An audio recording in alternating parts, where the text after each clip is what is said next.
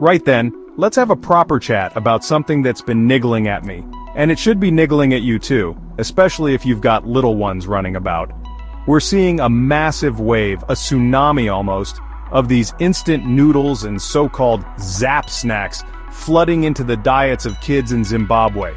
It's becoming the norm, the quick fix for a rumbling tummy, the easy option for a lunchbox. But I tell you what, easy doesn't always mean good, does it? We've got to ask ourselves what this convenience is truly costing our children's health, their future, and their vibrant energy. It's a serious business, this. You see, life is hectic, I get it. Parents are juggling jobs, school runs, all sorts. And these colorful packets, they scream convenience, don't they? Ready in 2 minutes, they shout from the shelves. It's tempting, absolutely. When you're stretched for time and your little one is hungry, reaching for something instant can feel like a lifesaver. Urbanization is changing how families eat, and globalization means these processed foods are everywhere you look. But this isn't just about a quick meal, it's about the building blocks we're giving our kids.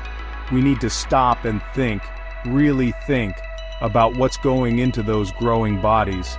The big worry, the elephant in the room, is that this convenience culture is slowly but surely pushing out proper, wholesome food. The kind of food that fuels kids for a day of learning and playing, the kind that builds strong bones and sharp minds. Instead, we're seeing more and more of these ultra-processed items taking center stage. It's a trade-off, isn't it?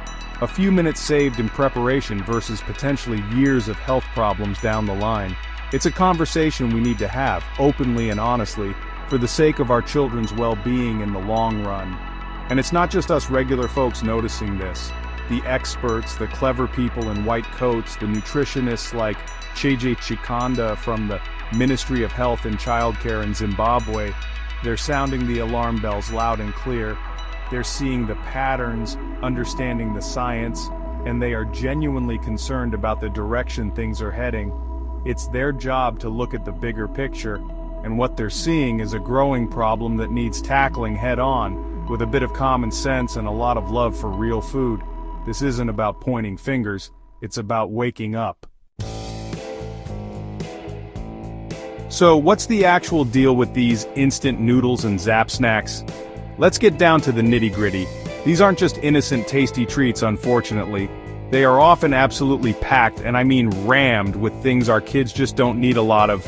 We're talking sky-high levels of salt, mountains of sugar, and the kinds of unhealthy fats that do no favors to growing bodies. Think about it. These ingredients are cheap, they make things taste addictive, but they offer very little in terms of real, honest nutrition. It's a recipe for trouble, dressed up in a shiny packet. Nutritionist Cheje Chikanda has been quite blunt, bless her, saying these foods are not safe for our children.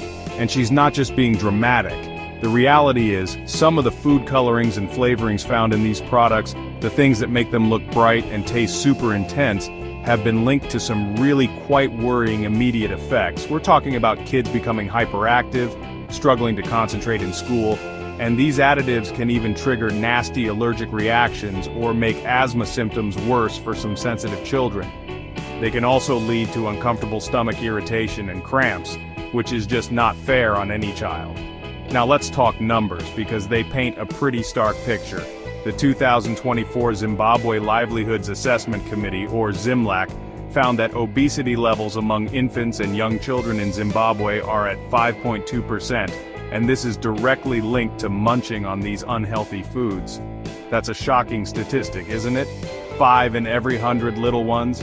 And the thing is, the food preferences kids develop when they're tiny, when they're just starting out, often stick with them right through childhood, their teenage years, and into adulthood.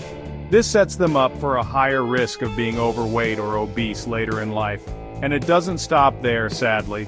Chikanda also points out the serious trouble these snacks can cause for our kids' tummies. Constant consumption can lead to gastric problems, and that includes horrible things like peptic ulcers, nasty sores in the lining of the stomach or the small intestine. Imagine your little one suffering from that. Chikanda even explained how meat-flavored snacks like those beefy crisps can trick the stomach. The stomach thinks real meat is coming, so it pumps out digestive acids. But there's no actual meat to digest, so those acids can end up damaging the stomach lining itself. It's a cruel trick on their little systems. It's clear these snacks are causing problems, but why are our kids eating so many of them? Well, it seems they're everywhere you look, almost unavoidable. Preschoolers, bless them, might use their pocket money to buy brightly colored sherbets and snacks that paint their tongues, often because their mates are doing it. Then you've got school-going kids whose lunchboxes are packed with these items by busy caregivers, or they're buying them from vendors and tuck shops near their schools. Even boarding school students are taking cartons of these snacks with them as they're tucked for the term. It's become a massive part of kid culture, and it's not just the little ones. University students, whether they're renting off campus and trying to avoid cooking, or living on campus and grabbing snacks between lectures, are also relying heavily on these convenient but nutritionally poor options. Some adults living on their own also turn to them for a quick no-fuss meal. Peer pressure is a huge factor for the younger ones, as Chikanda points out. And let's not forget the power of advertising. Kids are bombarded with ads for these high-sugar, high-salt, high-fat foods, making them seem cool and desirable. Linda, a tuck shop owner in Harare, even said these unhealthy items dominate her shop because that's what children prefer. The long-term picture, if we don't get a grip on this, is genuinely frightening. We're not just talking about a bit of extra weight. Frequent, long-term consumption of these flavored, processed foods significantly bumps up the risk of developing serious chronic diseases. Think hypertension, that's high blood pressure, type 2 diabetes, which we're sadly seeing more of in younger people, and even various types of cancer. These conditions are responsible for a massive chunk, around 74%, of global deaths and disability. This isn't just about individual health, it's about increased healthcare costs for the nation and a reduced quality of life for so many. This situation is part of a wider issue that experts are calling the triple burden of malnutrition. What this means is that countries like Zimbabwe are grappling with undernourishment in some kids while at the same time seeing a rise in overweight and obesity, plus micronutrient deficiencies like anemia. It's a complex problem, made worse by rapid urbanization and the way globalization has changed our food environments. We're seeing a shift away from traditional, often healthier diets towards these convenient, heavily marketed but ultimately damaging processed foods. It's a societal shift that needs a societal response, a proper wake-up call for everyone involved. Alright, so we know there's a big problem on our hands with these instant noodles and Zap snacks. It's a bit scary, isn't it? But listen, it's not all doom and gloom, not by a long shot. The most important thing is that we can absolutely do something about it. We can turn this ship around. It starts with acknowledging the issue, looking it square in the eye, and then rolling up our sleeves to make some proper, positive changes for our kids. It's about empowering ourselves, our families, and our communities to choose real food, full of goodness. So what are the alternatives? Well, it's simpler than you might think. We need to get back to basics, back to proper, wholesome food. Think about lovely, local Zimbabwean produce, fresh vegetables, fruits, grains like sorghum and millet, beans and lentils. These things are packed with nutrients, fiber, and all the good stuff growing bodies need. A simple home-cooked meal made with love and fresh ingredients will always beat a packet of instant noodles hands down. It doesn't have to be fancy or complicated.